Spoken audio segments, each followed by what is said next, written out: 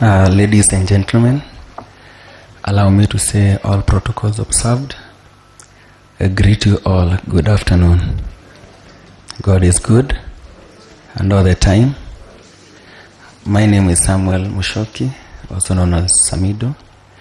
I'm a raised son to Colonel James Gitahi and Honorable Senator Betty Montet. I will read my tribute. Family isn't just about blood. It's about love, kindness, and the people who choose to stand by you no matter what.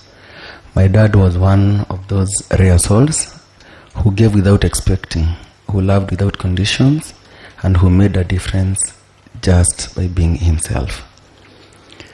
It was my honor to visit visit him often, either here at Manzoni or in Nyari. And recently, I was visiting him almost every Tuesday. I remember the Tuesday before the fateful day.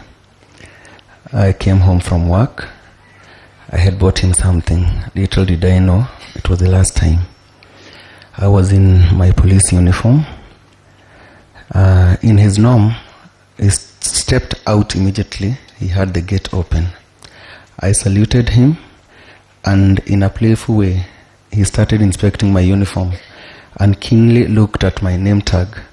He immediately began teasing me about how some of my bosses in the police force love adding so many titles in their name tag, HSC, CGH, whatever.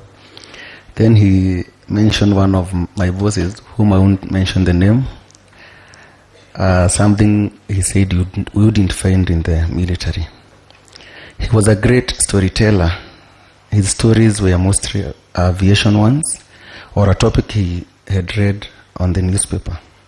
I remember one time he was telling me how ridiculous politicians can be.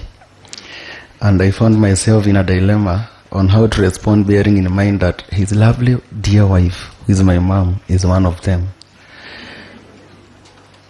Dad, you may no longer be here, but your legacy lives in my heart.